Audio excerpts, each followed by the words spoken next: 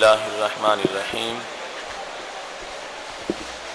رب اشرح لي صدري ويسر لي أمري واحلل عقدة من لساني يفقهوا قولي أحمدك اللهم يا مجيب كل سائل والصلاة والسلام على من هو أفضل الوسائل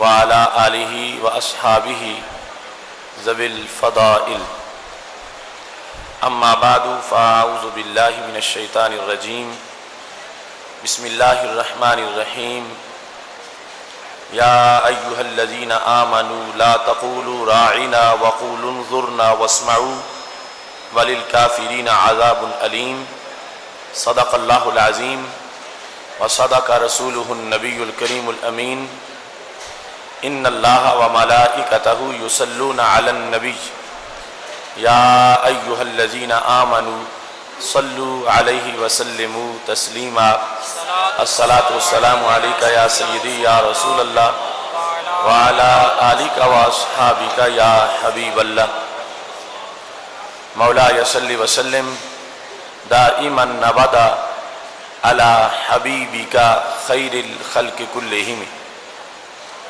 منزه عن شريك في محاسنه فجوهر الحسن فيه غير منقسم يا أكرم الخلق مالي من ألوذ به سواك عند حلول الحادث العممي رب صل وسلم دائما أبدا على حبيبك خير الخلق كلهم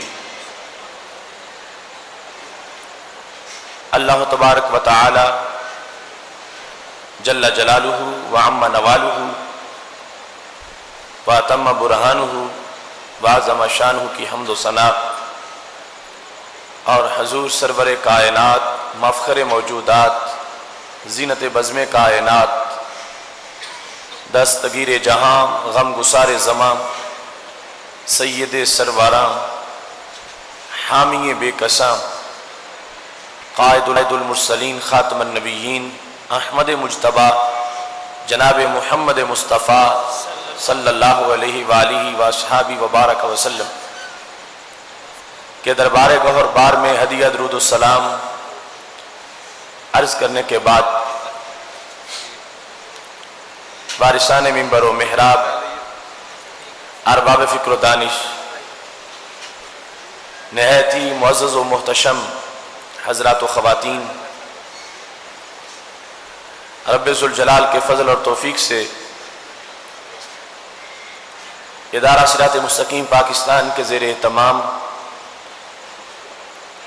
ماہ رمضان المبارک کے پرکیف لمحات میں ہم سب کو عظیم الشان 15ویں سالانہ فہم دین کورس میں شرکت کی سعادت حاصل ہو رہی ہے۔ رب ذوالجلال کے فضل اور توفیق سے آج ہماری گفتگو کا موضوع ہے یہ شان رسالت ہے ذرا ہوش سے بول۔ ایمان بالرسالت عقائد میں سے ایک اہم عقیدہ ہے۔ اس سلسلہ میں ہمارے متعدد موضوعات پہلے اللہ کے فضل سے دور دور تک پہنچ چکے ہیں، جن میں بطور خاص منصب نبوت اور عقیدہ مومن، شان رسالت کو سمجھنے کا ایمانی طریق اور شان رسالت کی یکتائی۔ آج اس سلسلے کا یہ چوتھا موضوع ہے کہ یہ شان رسالت ہے ذرا ہوش سے بول۔ ایمان بالرسالت کی اہمیت کے پیش نظر اور پھر جن حالات سے امت مسلمہ گزر رہی ہے اور باطل پرستوں کی طرف سے جو رسول اللہ صلی اللہ علیہ وسلم کی گستاخیوں کا سلسلہ خاکوں کی شکل میں معاذ اللہ جاری کیا گیا ہے اور جاری رکھا جا رہا ہے معاذ اللہ۔ اس تناظر میں اور بالخصوص اسلام کے اندرونی محاذ پر شان رسالت سے متعلق کچھ لوگوں کی گفتگو کے گرے ہوئے انداز کی وجہ سے بھی آج امت مسلمہ کو شرمساری بھی ہے اور پریشانی بھی ہے۔ ابھی جیلم میں ایک شخص نے ایسی کتاب لکھی، شیخ پورہ میں ایسا واقعہ پیش آیا، گوجرا فیصل آباد کے اندر بھی ایک بڑا ہی المناک واقعہ ناموس رسالت کے سلسلہ میں رونما ہوا۔ تو ہم یہ چاہتے ہیں کہ ماحول میں قرآن و سنت کی تعلیمات کو یوں اجاگر کیا جائے کہ اس مسئلے کی جو نزاکت ہے اس کو ذہن میں رکھتے ہوئے ہر انسان جب گفتگو کر رہا ہو تو وہ سوچ کے سمجھ کے اور شان رسالت کا جو تقدس اور عظمت اور جو رفعت ہے اس کو پیش نظر رکھتے ہوئے وہ گفتگو کرے۔ گفتگو کا انداز ایسا نہ ہو جیسے بڑے بھائی کے بارے میں بات کی جا رہی ہے یا گاؤں کے چودھری کے بارے میں بات کی جا رہی ہے، بلکہ گفتگو سے پہلے انسان کے حواس پوری طرح بیدار ہوں اور اس پر روب طاری ہو کہ وہ رسول اللہ صلی اللہ علیہ وسلم کی شان رسالت سے متعلق گفتگو کر رہا ہے۔ خالق کائنات جل جلالہ نے قرآن مجید برہان رشید میں اس سلسلہ میں واضح طور پر ہدایت فرمائی ہے۔ سورہ بقرہ کی آیت نمبر 154 ہے۔ رب ذوالجلال ارشاد فرماتا ہے، یا ایھا الذین آمنوا، اے ایمان والو، لا تقولوا راعنا، راعنا نہ کہو،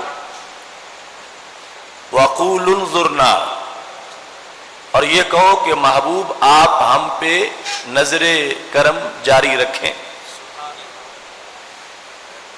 واسمعوا، اور پہلے ہی غور سے سنو، وللکافرین عذاب علیم، اور کافرین کے لیے، کفار کے لیے اللہ نے دردناک عذاب رکھا ہے۔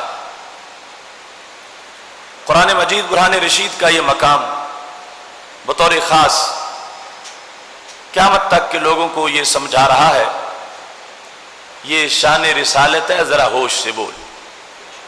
لا تقولوا رائنا، رائنا نہ کہو، وقولوا انظرنا، اور انظر نہ کہو، یا رسول اللہ صلی اللہ علیہ وسلم ہم پہ نظر کرم فرماؤ۔ اس آیا کی مختصر سی تفسیر یہ ہے کہ صحابہ کرام علیہم رضوان رسول اللہ صلی اللہ علیہ وسلم سے جب رہنمائی حاصل کرتے تھے تو وہ کہتے تھے، رائنا یا رسول اللہ صلی اللہ علیہ وسلم، محبوب ہماری رعایت رکھیں، یعنی آپ گفتگو فرما رہے ہیں، قرآن مجید کی آیات پڑھ رہے ہیں تو ہمیں بھی ساتھ لے کے چلیں، ہم لکھ لیں، ہم سن لیں، ہم یاد کر لیں۔ یہ ان کی درخواست ہوتی تھی رسول اللہ صلی اللہ علیہ وسلم سے۔ مگر دوسری طرف عبرانی زبان میں اسی لفظ کو نازیبا الفاظ کے زمرے میں شمار کیا جاتا تھا اور گالی کے طور پر اس کا استعمال ہوتا تھا۔ تو جب صحابہ کرام علیہم رضوان عربی زبان کے لحاظ سے اس کا استعمال کرتے تھے اور صحیح معنی میں کرتے تھے، لیکن یہود کو موقع مل گیا اور انہوں نے معاذ اللہ اپنا بغض اسی لفظ کی آڑ میں ظاہر کرنا شروع کر دیا، تو خالق کائنات جل جلالہ نے صحابہ پر بھی اس لفظ کا بولنا حرام کر دیا اور فرمایا، لا تقولوا رائنا، اگرچہ تم تو اچھی نیت سے کہتے ہو مگر اسی سے کچھ لوگ اپنی بری سوچ کی گنجائش پیدا کر رہے ہیں، تو جب ان کو یہاں سے گنجائش ملتی ہے تو تمہارے لیے بھی جائز نہیں، تم یہ لفظ بولنا بند کر دو، کیونکہ ناموس رسالت کا معاملہ ایسا ہے کہ اگر کسی لفظ کے دو معنی ہو، ایک معنی درست ہو اور دوسرا معنی شان رسالت کے لائق نہ ہو، تو شریعت کا تقاضا یہ ہے کہ اس لفظ کا استعمال متروک ہو جائے، چھوڑ دیا جائے، تاکہ وہاں بھی نہ پڑے کہ یہ اس لفظ کے آڑ میں کوئی شخص معاذ اللہ بری بات کہنا چاہتا ہے۔ اس کی دوسری تفسیر یہ ہے کہ صحابہ کرام علیہم رضوان کہتے تھے راعنا، لیکن یہود نے اس کو تھوڑا سا کھینچ کے پڑھنا شروع کر دیا، راعینا، تو رائی کہتے ہیں چرواہے کو، تو صحابہ کہتے تھے راعنا، یا رسول اللہ صلی اللہ علیہ وسلم ہمارا لحاظ رکھیے، ہماری رعایت فرمائیے، وہ یہ درخواست کرتے تھے۔ لیکن یہود معاذ اللہ راعینا کہہ کے یہ اپنی طرف سے اپنے بغض کا اور اپنی گندی سوچ کا اظہار کرتے تھے، رائی غنمنا، کہ ہماری بکریوں کو چرانے والے۔ تو معاذ اللہ جب یہود نے رائینا کہنا شروع کر دیا تو خالق کائنات جل جلالہ نے اپنے محبوب علیہ السلام کے صحابہ کو اور قیامت تک کے مسلمانوں کو یہ پیغام دیا کہ اس لفظ کو جب بری سوچ والے لوگ استعمال کر رہے ہیں تھوڑا سا بگاڑ کے، تو تم اس کا استعمال ہی ترک کر دو، تاکہ کسی طرح اس کو بول کر رسول اللہ صلی اللہ علیہ وسلم کی شان پاک میں گستاخی کا کسی کو موقع نہ مل سکے۔ اس کی تیسری تفسیر یہ ہے کہ رائنا، یہ باب مفعلہ سے اگر اس کو مشتق بنائے تو پھر اس میں باب مفعلہ میں جانبین ہوتے ہیں۔ مثال کے طور پر لفظ مصافہ ہے تو مصافہ تب بنتا ہے جب دو بندے آپس میں ہاتھ ملاتے ہیں، ایک کے ہاتھ کو مصافہ نہیں کہا جا سکتا، وہ مصافہ ہے باب مفعلہ۔ تو جہاں بھی باب مفعلہ ہوتا ہے وہاں جانبین کا ہونا ضروری ہے، اگر وہ جانبین نہیں ہوں گے تو باب مفعلہ نہیں بنے گا۔ تو اب رائے نامے باب مفعلہ ہے تو مطلب یہ ہے کہ اس میں جانبین ہیں اور پھر ان کی مساوات سمجھی جا رہی تھی۔ مطلب کیا بنا کہ آپ ہمارا لحاظ کرو، ہم آپ کا لحاظ کرتے ہیں، یعنی اس لفظ سے یہ معنی نکل سکتا تھا، اگرچہ صحابہ کی نیت نہیں تھی لیکن اس میں گنجائش یہ بن رہی تھی رائنا باب مفعلہ کے ہونے کی وجہ سے کہ آپ ہماری رعایت کریں، ہم آپ کی رعایت کرتے ہیں۔ اس سے مساوات کا پہلو نکل رہا تھا کہ آقا اور غلام دونوں برابر ہو رہے ہیں مرتبے کے لحاظ سے اور شان کے لحاظ سے، اور رب ذوالجلال نے ہمارے محبوب علیہ الصلوۃ والسلام کو تو انبیاء میں سے بھی سب سے اونچی شان عطا فرمائی۔ اس واسطے خالق کائنات جل جلالہ نے اس مساوات کی نفی کے لیے جو امتی اور نبی کے درمیان بن رہی تھی، اللہ نے رائے نہ کہنا ناجائز قرار دے دیا، تاکہ کہیں ایسا تصور ہی نہ پیدا ہو کہ امتی یہ کہے کہ میں نبی جیسا ہوں اور نبی میرے جیسے ہیں۔ رب ذوالجلال نے اس سوچ کو بند کرنے کے لیے رائے نہ کا استعمال بھی قرآن مجید میں ناجائز فرما دیا۔ اس کی چوتھی تفسیر یہ ہے کہ رائے نہ، جس وقت کوئی انسان گفتگو کرتا ہے تو ایک لغت اور استعمال اس کا یہ تھا، جس طرح ایک ہوتا ہے صیغہ دعا اور صیغہ التماس اور صیغہ التجا، اور دوسرا ہوتا ہے آرڈر۔ آرڈر میں اور التجا میں فرق ہے، اگرچہ لفظ ایک جیسے ہوتے ہیں۔ ایک شخص یہ کہتا ہے آپ میرا یہ کام کر دیں، یہ کسی بڑے سے وہ اپنی اپیل کر رہا ہے، دوسرا اپنے نوکر کو کہتا ہے آپ یہ کام کر دیں تو وہ بطور آرڈر کر رہا ہے۔ تو ان دونوں میں فرق ہے، اپیل اور ہوتی ہے، آرڈر اور ہوتا ہے۔ تو رائے نہ میں ایک پہلو یہ ہے کہ اس سے آرڈر والا معنی نکل رہا تھا کہ رائے نہ امتی بولے، اور اس سے اخذ یہ ہو کہ وہ چھوٹا ہو کے بڑی ذات کو حکم دے رہا ہے۔ تو خالق کائنات جل جلالہ نے چونکہ یہ وہم پیدا ہو رہا تھا، اگرچہ بولنے والوں کی صحابہ کرام علیہ رضوان کی یہ نیت نہ تھی، تو خالق کائنات جل جلالہ نے منصب نبوت کا ادب سکھانے کے لیے اور شان رسالت سے گفتگو کرنے کے آداب بتانے کے لیے ان پر ناجائز قرار دے دیا۔ فرمایا اس لفظ کو تم 1000 بار اچھی نیت سے بولو، مگر چونکہ یہ وہم اس میں پیدا ہو رہا ہے، اس واسطے قیامت تک کے مسلمانوں پر اس کا بولنا حرام قرار دے دیا گیا ہے۔ 5ویں نمبر پر اس کی تفسیر یہ ہے کہ رائنا کا معنی ہے قولاً رائنا، کہ رونت والی بات نہ کرو، یعنی جس بات میں تکبر ہو، اللہ کے پیغمبر سے کوئی اکڑ کے نہ بولے، کوئی رونت سے نہ بولے، اور کوئی اس انداز میں کہ جس سے یہ ظاہر ہو کہ یہ عاجزی کے سوا بول رہا ہے۔ لا تقولوا رائنا، میرے محبوب علیہ الصلوۃ والسلام سے گفتگو کرتے وقت نرم نرم عاجزی کے انداز میں گفتگو کرو، اور کوئی شخص جو ہے وہ رونت کے انداز میں گفتگو نہ کرے۔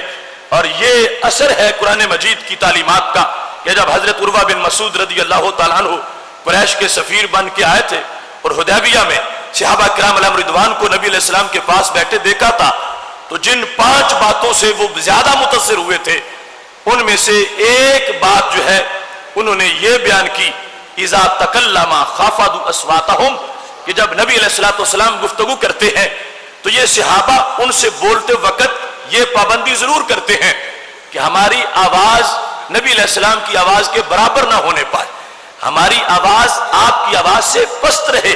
تو یہ سکھائے ہیں آداب قرآن مجید نے، اور صحابہ کرام علیہم رضوان نے اس پر عمل کر کے دکھایا ہے۔ لا تقولوا رائنا جو کہ کلام الہی ہے، یہ صرف صحابہ کرام علیہم رضوان کا نصاب نہیں تھا، یہ تابعین کا بھی نصاب، یہ تبع تابعین کا بھی نصاب، یہ بعد کے لوگوں کا بھی نصاب، یہ آج کے مسلمانوں کا بھی نصاب، اور یہ قیامت تک کے ایمان والوں کا نصاب۔ اس واسطے اسی آیت کو ہم موضوع بناتے ہوئے آج اپنی گفتگو کو آگے بڑھا رہے ہیں کہ آج ایک انسان جہاں بیٹھ کر وہ شان رسالت سے متعلق کوئی وضاحت کر رہا ہے، کوئی بات کر رہا ہے، کوئی تبصرہ کر رہا ہے، کسی طرح ذکر کر رہا ہے، تو اسے سوچنا چاہیے ادب گاہیز زیر آسماں از عرش نازک تر نفس گم کردہ می آیت جنید و با یزیدی جا، کہ میں جس دربار کے بارے میں بات کر رہا ہوں وہ عرش سے نازک تر دربار ہے، اور وہاں پر تو لوگ اپنی سانس پر بھی پابندی لگاتے ہیں کہ کہیں سانس بھی بلند آواز سے بلند طریقے سے نہ چلنے پائے۔ اس واسطے یہ دعوت ہے قرآن مجید کی اس آیت کی کہ یہ شان رسالت ہے، ذرا ہوش سے بول۔ محتشم سامعین حضرات، اس سلسلہ میں تفصیل سے پہلے اس اجمال کو آپ کے سامنے رکھنا چاہتا ہوں کہ جس وقت حضرت عباس رضی اللہ تعالی عنہ سے کسی نے یہ سوال کیا، ذہبی نے سیر اعلام النبلاء میں لکھا ہے، اور ابن عساکر کی تاریخ دمشق میں اور اس کے اختصار میں یہ بات موجود ہے کہ حضرت عباس رضی اللہ تعالی عنہ جو نبی علیہ السلام کے چچا جان ہیں، ان سے کسی نے پوچھا انت اکبر او النبی صلی اللہ علیہ وسلم، اے حضرت عباس آپ بڑے ہیں یا نبی علیہ السلام بڑے ہیں؟ پوچھنے والے کا مطلب تھا عمر کے لحاظ سے، آپ بڑے ہیں یا نبی علیہ السلام بڑے؟ اور یہ روٹین میں جملہ بولا جاتا، کوئی اپنے والد کے کسی دوست سے پوچھتا ہے تو پوچھ لیتا ہے آپ بڑے ہیں یا میرے ابا جی بڑے ہیں، کوئی اپنے چچا کے بارے میں کسی ان کے ہم اثر سے گفتگو کرتے وقت یہ کہتا ہے آپ بڑے ہیں یا فلاں شخص بڑا ہے۔ تو یہی انداز تھا، کسی نے نبی علیہ السلام کے چچا جان حضرت عباس رضی اللہ تعالی عنہ سے یہ پوچھ لیا انت اکبر او النبی صلی اللہ علیہ وسلم، آپ بڑے ہیں یا نبی علیہ السلام بڑے ہیں؟ اب دیکھنا حضرت عباس رضی اللہ تعالیٰ عنہ نے جواب کیا دیا، فرمانے لگے یہ شان رسالت ہے، ذرا ہوش سے بول، آپ بڑے ہیں یا نبی علیہ السلام بڑے ہیں؟ سوال یہ تھا، مگر جواب کیا ہوا؟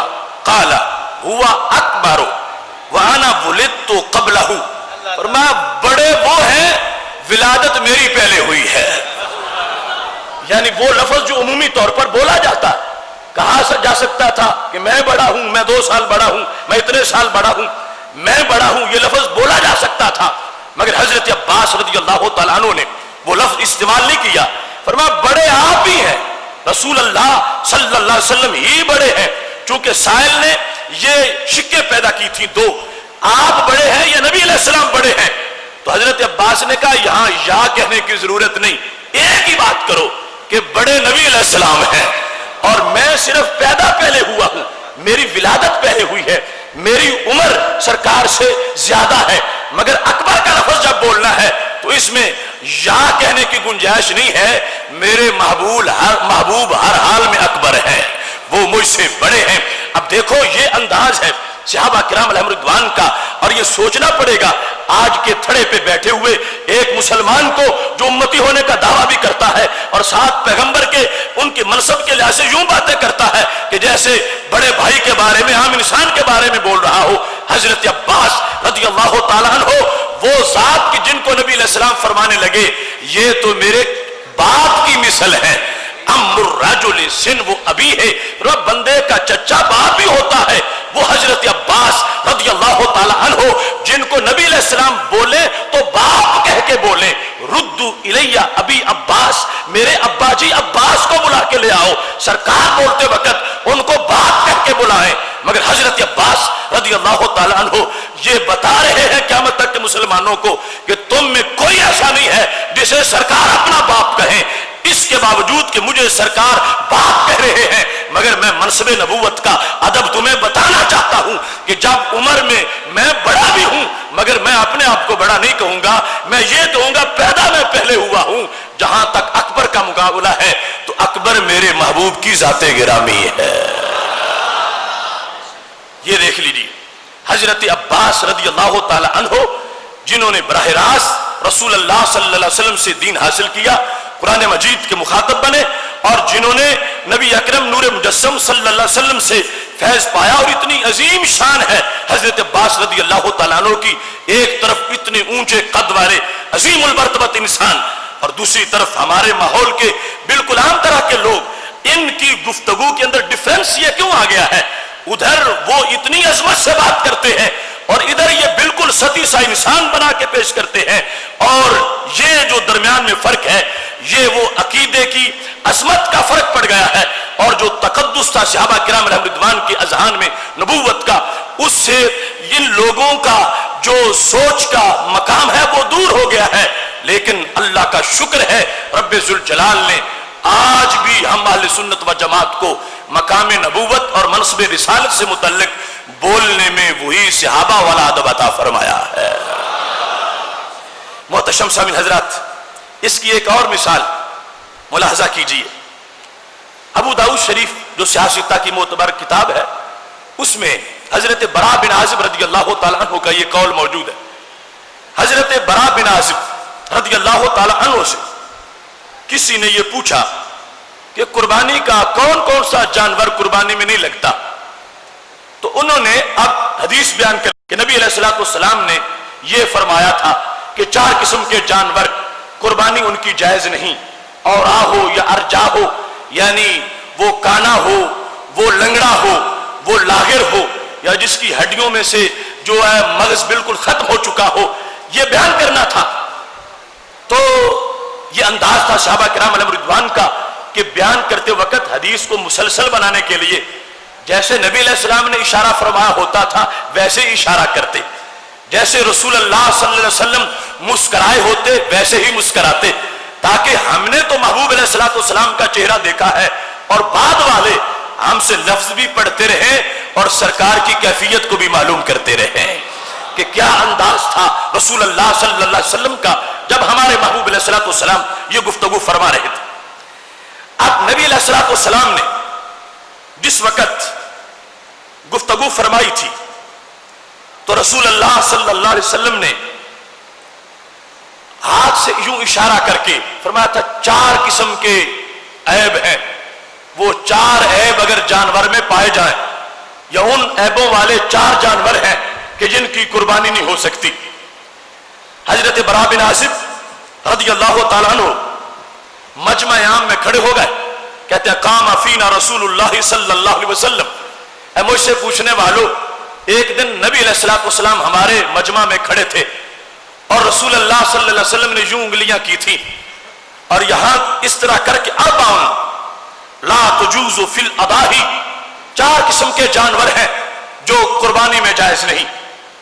جب یوں کر چکے حضرت برا بن عازب تو دل میں خیال آیا کہ میں نے نبی علیہ السلام کے ہاتھ کی طرح اپنا ہاتھ قرار دے دیا کہ محبوب علیہ السلام نے یوں فرمایا تھا اور میں بھی یوں ہی کر رہا ہوں.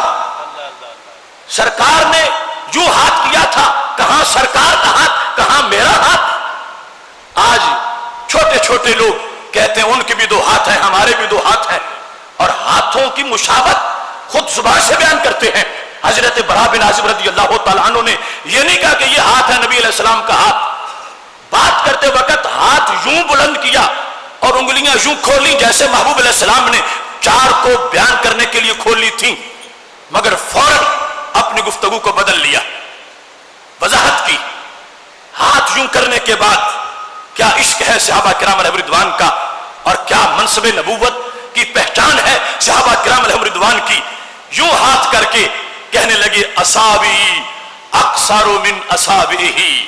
اے دیکھنے والوں، ان انگلیوں کو دیکھ کے یہ نہ سمجھنا کہ سرکار کی انگلیاں ایسی ہیں، نہیں، میری انگلیاں محبوب کی انگلیوں سے چھوٹی انگلیاں ہیں. اصابی اقصر، صاد کے ساتھ، اقصر من اصابعہ، میری انگلیاں نبی علیہ السلام کی انگلیوں سے چھوٹی ہیں.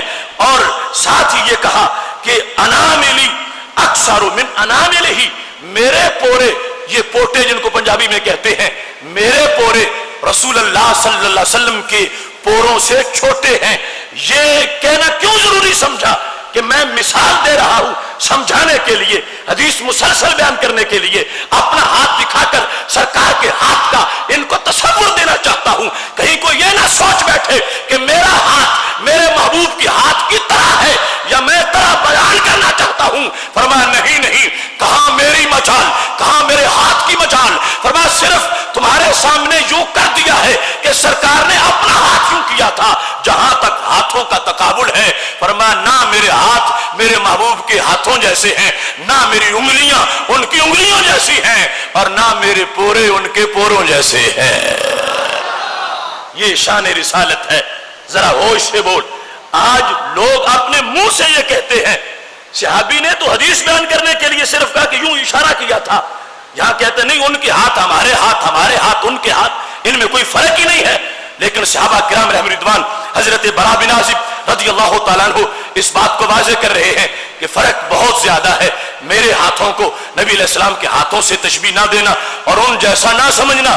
ادب کے لحاظ سے عون المعبود میں یہ وضاحت ہے، شرع کے اندر ادب پیش نظر تھا. اور فوراً بولتے وقت چونکہ حدیث کے تو یہ الفاظ نہیں ہیں، حدیث تو اگلی ہے کہ وہ 4 طرح کے جانور ہیں جن کی قربانی جائز نہیں ہے، لیکن درمیان میں یہ وضاحت ضروری سمجھی کہ میں تمہارے سامنے یوں ہاتھ کر بیٹھا ہوں. یہ کوئی نہ سمجھے کہ میں نبی علیہ السلام کے ہاتھ کے ساتھ اپنے ہاتھ کو تشبیہ دے رہا ہوں. فرمایا نہیں، وہ ہاتھ اللہ کی قدرتوں کا بہت بڑا مظہر ہے، اس ہاتھ کے ساتھ کسی ہاتھ کی کوئی برابری نہیں ہے. اس مقام سے صحابہ کرام علیہم رضوان کا منصب نبوت سے متعلق جو عقیدہ ہے اور جو شان رسالت کے بارے میں گفتگو کا انداز ہے، اس کو سمجھنا بڑا آسان ہو گیا ہے.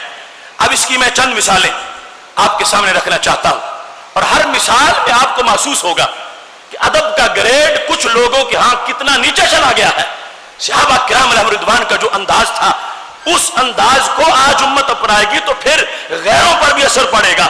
اور اگر امت کے اندر سے ہی یہ دھواں اٹھتا رہے، جس طرح کا دھواں وہ حفظ الایمان کتاب کے اندر ہے، یا جس طرح کا دھواں تحذیر الناس میں ہے، اور جس طرح گستاخیوں کا دھواں وہ تقویت الایمان میں ہے، ایسی کتابوں کے اندر جو گستاخانہ لہجے استعمال کیے گئے ہیں، اور پھر جو گستاخانہ تبلیغ کا تقریروں کا ایک انداز استعمال کیا گیا ہے کہ لوگوں کو جلی بنا دیا گیا کہ وہ جسارت کرتے ہوئے بولتے ہیں اور یہ سوچتے ہی نہیں کہ ہم کس کے بارے میں بول رہے ہیں. لوگ تو اپنے اساتذہ کے بارے میں بولتے وقت پہلے محتاط ہو جاتے ہیں، اور کچھ لوگ معاذ اللہ شان نبوت کے بارے میں بولتے ہوئے ان کو تصور نہیں ہے کہ ہم کس ذات کے بارے میں بول رہے ہیں. آج کا موضوع صحابہ کرام علیہم رضوان کی گواہیاں، قرآن مجید کی یہ آیت اور دیگر آیات کا خلاصہ، اس کو بیان کر کے ہم اس ماحول کے اس گستاخانہ دھویں پر یہ ابر کرم جو مدینہ شریف کا ہے اس کے چھینٹے اور اس کا فیضان لانا چاہتے ہیں، تاکہ گستاخیوں کا دھواں ختم ہو جائے اور پھر امت مسلمہ کو برکات میسر آ جائے. محتشم سامعین حضرات، بخاری شریف میں ہے کہ رسول اللہ صلی اللہ علیہ وسلم نے صحابہ کرام علیہم رضوان سے ایک سوال کیا. سوال ایسا تھا کہ صحابہ کو جواب اس کا آتا ہے. اب ہمارے کچھ لوگوں کا انداز کیا ہے کہ وہ تو معاذ اللہ برابری کیا پیغمبر سے آگے بھی بڑھنا چاہتے ہیں کہ ان باتوں کا انہیں علم نہیں تھا، ان باتوں کا ہمیں علم آ گیا ہے. لیکن وہاں پر صورتحال کیا ہے؟ ایک سوال ہے نبی علیہ الصلوۃ والسلام نے کیا ہے، صحابہ کو جواب آتا ہے اور سب کو آتا ہے چونکہ سوال آسان بڑا ہے، مگر پھر بھی نہ ان میں سے کوئی یہ بولتا ہے اور کوئی یہ سوچتا ہے کہ یا رسول اللہ آپ کو اتنا بھی پتا نہیں معاذ اللہ، یا کوئی کہے جواب دے کر ہاں اس کا یہ جواب ہے. صحابہ کرام علیہم رضوان کا ادب اتنا ہے کہ جب سرکار سوال کرتے ہیں اور سوال بڑا ہی آسان ہے مگر پھر بھی جواب کیا آتا ہے؟ کہتے ہیں اللہ ورسول عالم، اللہ زیادہ جانتا ہے، اللہ کے نبی زیادہ جانتے. یہاں تو ایسا ایک فطور پیدا ہو گیا ہے کہ امتی اٹھ کے نبی کے ہم پلہ ہونا چاہتا. کوئی موقع بنے سی ایسا کہ دیکھو انہوں نے بھی یہ کیا ہم بھی یہ کر رہے ہیں، بات برابر کی ہے. لیکن صحابہ کرام علیہم رضوان کا انداز بخاری شریف جلد نمبر 1 اور صفحہ نمبر 234 پر یہ حدیث شریف موجود ہے. حضرت ابو بکر رضی اللہ تعالیٰ عنہ اس کی روایت کرتے ہیں اور یہ حجۃ الوداع کا موقع تھا، بہت بڑا مجمع تھا صحابہ کرام علیہم رضوان کا. میرے محبوب علیہ السلام نے سب سے پوچھا اتدرون ای یوم ھذا، تمہیں پتا ہے صحابہ آج کون سا دن ہے؟ یہ سوال ہے. اتدرون ای یوم ھذا، تمہیں پتا ہے کہ آج کون سا دن ہے؟ یہ سوال کیا رسول اللہ صلی اللہ علیہ وسلم نے. تو صحابہ کرام علیہم رضوان آگے سے کیا جواب دیتے ہیں؟ یہ بھی ہو سکتا تھا جو کچھ لوگوں کا انداز ہے کہ سوال کرنے والا تب بھی کرتا جب اس کو پتا نہ ہو. تو معاذ اللہ بھول گیا تھا حجۃ الوداع کے دن، کیا دن کون سا ہے؟ یہ بھی سوچ ہو سکتی ہے کسی کی. لیکن وہاں پر کیا ہے؟ صحابہ کرام علیہم رضوان کہتے ہیں قلنا اللہ ورسولہ اعلم، ہم نے یہ جواب دیا اللہ اور اس کے نبی بہتر جانتے ہیں. یعنی اس صورتحال میں بھی بڑی کشش ہے کہ جس بندے کو کچھ بھی جواب آتا ہو وہ اپنا علم ظاہر کرنے کے لیے بھی بولتا ہے کہ آپ اللہ کے نبی سوال کر رہے ہیں میں جواب دے رہا ہوں. صحابہ کرام علیہم رضوان یہاں پر یہ لذت محسوس کر رہے ہیں کہ اگرچہ ہمیں جواب آتا ہے مگر ہمارے علم کی کیا حیثیت ہے اللہ کے علم کے مقابلے میں اور اللہ کے نبی کے علم کے مقابلے میں. ہر ایک کو جواب آتا ہے کہ یہ یوم النحر ہے، قربانی کرنے والا دن ہے، یہ سب کو پتا ہے حج کا خاص دن ہے. لیکن بولتا کوئی نہیں اس انداز میں کہ کہیں یا رسول اللہ یہ تو یوم النحر ہے. نہیں، سارے کہتے ہیں اللہ ورسول عالم، اللہ اور اس کے رسول صلی اللہ علیہ وسلم بہتر جانتے ہیں. پھر ہمارے نبی علیہ الصلوۃ والسلام نے دوسرا سوال کیا ای شہر ھذا، مہینہ کون سا ہے؟ اب سب کو پتا ہے کہ حج ذو الحج میں ہوتا. اب آگے اگر بے صبرہ امتی ہوتا تو پتہ نہیں کیا کہہ جاتا، لیکن وہ ہے ادب جن میں کوٹ کوٹ کے بھرا گیا ہے، وہ سمجھتے ہیں حکمت کوئی ضرور ہے. صحابہ کرام علیہم رضوان کہتے ہیں جب نبی علیہ السلام نے دوسرا سوال کیا ای شہر ھذا، یہ مہینہ کون سا ہے؟ تو ہم نے کیا جواب دیا؟ قلنا اللہ ورسولہ اعلم، اللہ اور اس کے رسول صلی اللہ علیہ وسلم بہتر جانتے ہیں. نبی علیہ الصلوۃ والسلام نے تیسرا سوال کیا اتدرون ای بلد ھذا، جانتے ہو یہ شہر کون سا ہے؟ اب سب کو پتا ہے کہ مکہ شریف ہے. اب کچھ بھی اگر ہوتا ہم سری کرنے کا جذبہ تو بولتے کہ یہ فلاں شہر ہے، اور اگر معاذ اللہ سوچ کچی ہوتی تو یہ بھی خیال آ جاتا شاید مجمع زیادہ دیکھا ہے تو بھول گئے ہیں شہر کون سا ہے. اب تو اس طرح کے نکمے امتی بھی آ گئے ہیں جو اس طرح کی باتیں کرتے ہیں. وہاں پر صحابہ کرام علیہم رضوان کا انداز ہے جب رسول اللہ صلی اللہ علیہ وسلم نے پوچھا یہ شہر کون سا ہے تو صحابہ نے پھر بھی یہ نہیں کہا مکہ شریف ہے، کہنے لگے اللہ ورسولہ اعلم، رب ذوالجلال اور اس کے رسول صلی اللہ علیہ وسلم بہتر جانتے ہیں، ان کا علم زیادہ ہے تو یہ انداز ہے صحابہ کرام علیہم رضوان کا کہ جس مقام پر انہیں پتہ بھی ہے، جانتے بھی ہیں، مگر پھر بھی وہ سرکار کی عظمت کو ظاہر کرنے کے لیے جواب ایسا دیتے ہیں۔ اب یہاں پر دو پہلو ہو سکتے تھے، ایک یہ کہ برابری کرتے سرکار کے ساتھ صحابہ، برابری کرتے تو یوں کہتے محبوب تم بھی جانتے ہو ہم بھی جانتے ہیں۔ یہ ہے کہ سرکار کے مقام کو نیچے لانے کی کوشش کرتے کہ یہ ہمیں بھی پتا ہے، جو ہمیں پتا ہے تو آپ کو بھی پتا ہوگا۔ یہ بھی ہو سکتا تھا ہم بھی جانتے ہیں آپ بھی جانتے ہیں، مگر صحابہ کہتے ہیں اللہ بھی جانتا ہے آپ بھی جانتے ہیں، یعنی وہ شان رسالت کو کھینچ کے نیچے نہیں کرنا چاہتے، وہ شان رسالت کو جو اللہ کی توحید کے ساتھ نیچے مقام ہے رسالت کا وہ بیان کرنا چاہتے ہیں۔ یہ ہو سکتا تھا جب جواب صاف آتا ہے کہہ سکتے تھے ہمیں بھی پتا ہے آپ کو بھی پتا ہے، مگر وہ کہتے ہیں محبوب اللہ کو بھی پتا ہے آپ کو بھی پتا ہے، اللہ بھی زیادہ جانتا ہے آپ بھی زیادہ جانتے ہیں۔ تو یہ انداز نکلا صحابہ کی گفتگو کا کہ وہ منصب نبوت کو بولتے وقت یوں بیان کرتے ہیں کہ یہ شان رسالت ہے، ذرا ہوش سے بول، اس کو بیان کرتے وقت اپنے ساتھ نہ ملاؤ، رب ذوالجلال نے ان کا نام اپنے نام کے ساتھ ملایا ہے، اللہ و رسولہ اعلی۔ اب اس کے ساتھ صورتحال ایسی بھی ہوتی رہی کہ نبی اکرم صلی اللہ علیہ وسلم سے کوئی سوال کیا گیا، آپ خاموش ہو گئے۔ اب آج کا ایک انداز جو کچھ لوگوں نے معاذ اللہ پیدا کر دیا ہے، تو وہ بلکہ تقریروں میں بیان کرتے ہیں کہ تم جس پیغمبر کے علم کی ترانے پڑھتے ہو ان سے تو پوچھا گیا تھا وہ چپ ہو گئے تھے، بیان ہی نہیں کر رہے تھے۔ یہ سوچ ہے کمینی سوچ، اور یہ سوچ ہے منصب نبوت سے بے ادبی والی سوچ۔ اور صحابہ کرام علیہم رضوان کا انداز کیا ہے؟ وہاں جو انداز ہے رب ذوالجلال نے آج بھی اہل حق کو وہی انداز عطا فرمایا ہے۔ بخاری شریف جلد نمبر 1 صفحہ نمبر 198 پر یہ حدیث شریف موجود ہے۔ ہمارے محبوب علیہ الصلوۃ والسلام فرما رہے تھے ان مما اخاف علیکم من بعدی ما یفتح علیکم من زہرۃ الدنیا وزینتہا، میرے بعد مجھے جن باتوں کا امت پر خطرہ ہے وہ دنیا اور اس کی زینت ہے، اس کے دروازے کھل جائیں گے، یہ مجھے خطرہ ہے امت پر۔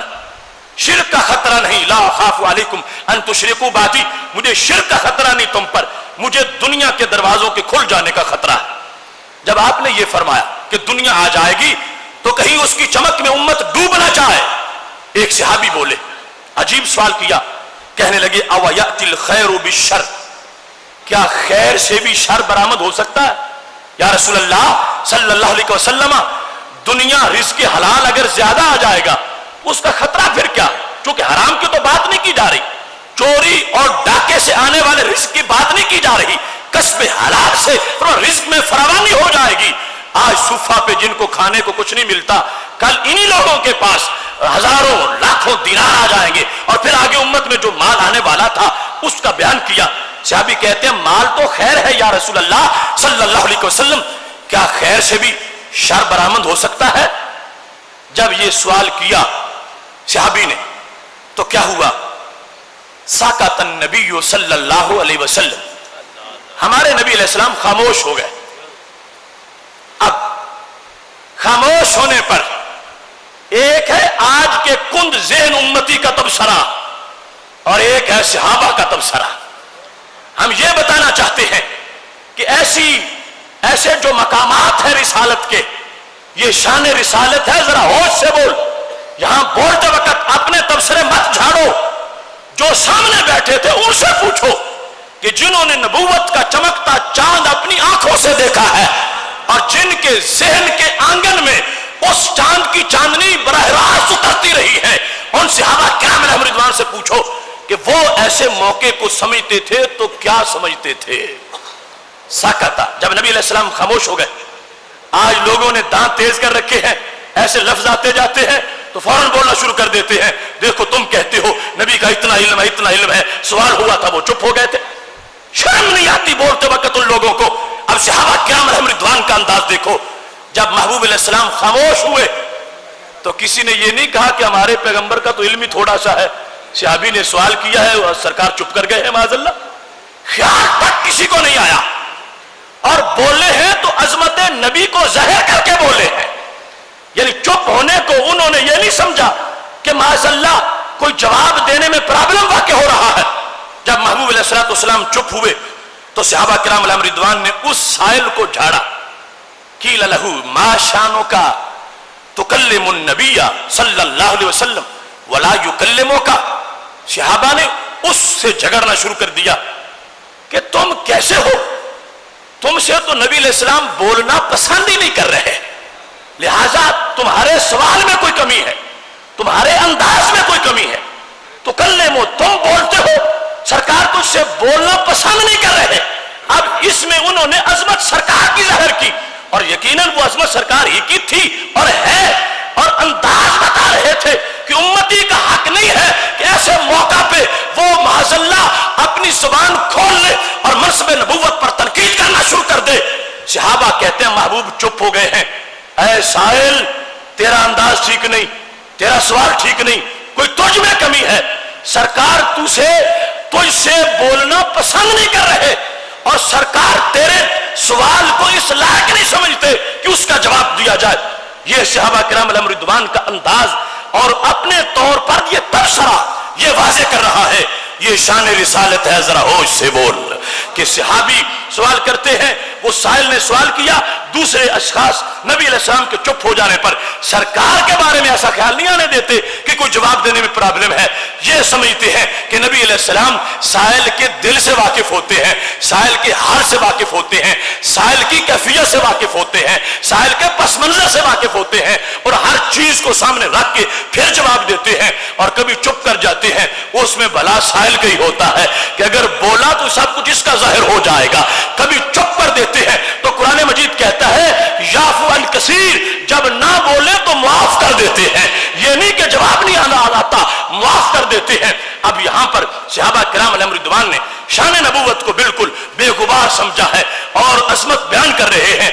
ये समझ रहे थे कि शायद सहाबी ये साहिल का सवाल अच्छा नहीं है, लेकिन महबूब अलैहिस्सलाम ने थोड़ी देर के बाद जब सर उठाया, ऐन साहिल, पूछा साहिल कहां है, प्यार से पूछा। सहाबा कहने लगे हमें पता चला कि नबी अलैहिस्सलाम ने साहिल को पसंद फरमाया है, क्योंकि प्यार से बोले हैं, प्यार से उसको आवाज दी है।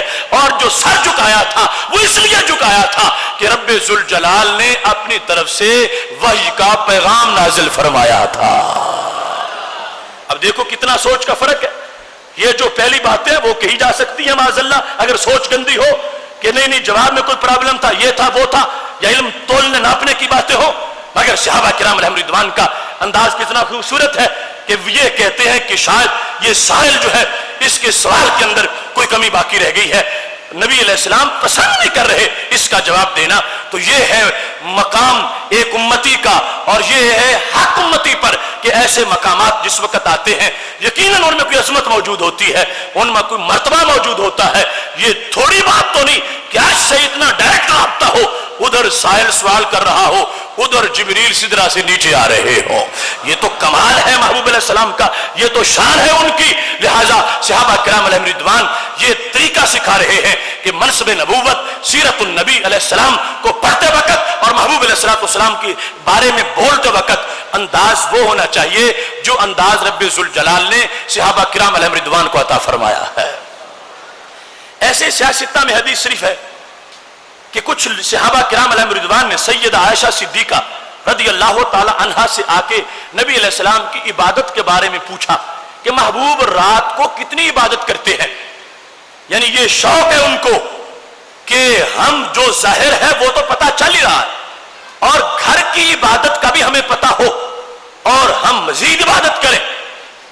जिस वक्त सैयदा आयशा सिद्दीका रदियल्लाहु ताला अन्हा ने इबादत को बयान किया तो वो इबादत हदीस में कअन्नम तकाल्लुहा, यानी घर में वो तहज्जुद नवाफिल ये है और पांव पे वर्म आ जाता है। लेकिन जितना सहाबा किराम अलैहिम रिदवान का ख्याल था कि इतनी इबादत घर की होगी, वो जवाब नहीं मिला। अब इसके बाद इम्तिहान पैदा हो गया। अगर आज का खुश्क उम्मती होता तो बोलता, तो तनकीद करता कि ये कैसे नबी हैं, ये तो रात को इतनी इबादत ही नहीं करते, ये कैसे हैं, हम समझते थे बड़ी इबादत करते होंगे रात को, और ये तो कोई ज्यादा इबादत नहीं है। ऐसा लफ्ज नहीं बोला। عبادت کا جب پتہ چلا، اور وہ عبادت ہے بہت بڑی عبادت، چونکہ پاؤں پہ ورم آ جاتا ہے، پاؤں سوج جاتے ہیں، مگر صحابہ کی طبیعتوں پر سرکار کے تقوی کا جتنا اثر ہے، صحابہ اپنے طور پر اور بھی سوچے ہوئے تھے، لیکن جب اپنی سوچ سے مطابق جواب نہیں ملا تو اب کیا نتیجہ نکلا ان کے ذہنوں میں؟ انہوں نے کہا آپس میں بیٹھ کر، بھائیو وہ تو اللہ کے محبوب ہیں، وہ تو تھوڑی بھی کرے تو بہت زیادہ ہے، ہمیں کچھ اپنا سوچنا چاہیے، ہمیں کچھ اپنا سوچنا چاہیے۔ اب یہ انداز کہ وہ اللہ کے محبوب ہیں، ان کا، اب یہ پچھلے موضوع میں ہم نے بیان کیا تھا کہ ایک شخص ہے وہ 24 گھنٹے میں سے 12 گھنٹے کام کرتا ہے، وہ کسی کا نوکر ہے، چارہ کاٹتا ہے، جانوروں کے لیے سب کچھ کرتا ہے، اور دوسرا اس کا وزیر ہے، اس کے ساتھ کرسی پہ بیٹھتا ہے، گھنٹہ 2 گھنٹے بیٹھتا ہے، اس کا گھنٹہ بیٹھ جانا اس نوکر کے 12 گھنٹوں سے زیادہ مقام رکھتا ہے۔ اللہ کے جو ہیں حضرت محمد مصطفیٰ صلی اللہ علیہ وسلم، ان کے عمل کی ویلیو اور ہے اور عام بندے کے عمل کی ویلیو اور ہے۔ اب بتانا مقصد یہ ہے کہ صحابہ کرام علیہم رضوان کے سامنے جب یہ مشکل مقام آیا تو میرے محبوب علیہ الصلوۃ والسلام کی ذات کے بارے میں انہوں نے فوراً یہ تبصرہ کیا کہ یہ نبی علیہ الصلوۃ والسلام کی عبادت ہے، یہ اتنی بھی بہت زیادہ ہے، ہم جو پوچھ رہے تھے مزید کرنے کے لحاظ سے تو ہمیں مزید کرنی چاہیے، کیونکہ ہمارا درجہ اللہ کے دربار میں وہ نہیں ہے جو رب نے اپنے محبوب کی اداؤں کو مرتبہ عطا فرمایا ہے۔ یہ انداز ہے۔ صحابہ کرام علیہم رضوان کو مزید وضاحت مل گئی۔ میرے محبوب علیہ الصلوۃ والسلام کو جب پتا چلا کہ کچھ لوگ بیٹھے تھے اور میٹنگ کر رہے تھے، تقوی کا زور بڑا تھا اور نیکی کا شوق بڑا تھا، کسی نے کہا میں تو اپنے آپ کو خسی کر لوں گا، کسی نے کہا زندگی بھر روزہ رکھوں گا، اس طرح کی باتیں ہو رہی تھی، کوئی کہہ رہا تھا روزانہ پوری رات کام کروں گا۔ تو میرے محبوب علیہ الصلوۃ والسلام نے ان کو بلا لیا، فرمایا مجھے پتا چل گیا ہے جو تم باتیں کر رہے ہو، فرمایا انا اتقاکم وعالمکم باللہ، فرمایا جتنا میرے اندر رب کا تقوی اتنا تم میں سے کسی میں بھی نہیں ہے، میں تم میں سے زیادہ رب کو جانتا ہوں، میرا تقوی زیادہ ہے، میری پرہیزگاری زیادہ ہے، میرا علم زیادہ ہے۔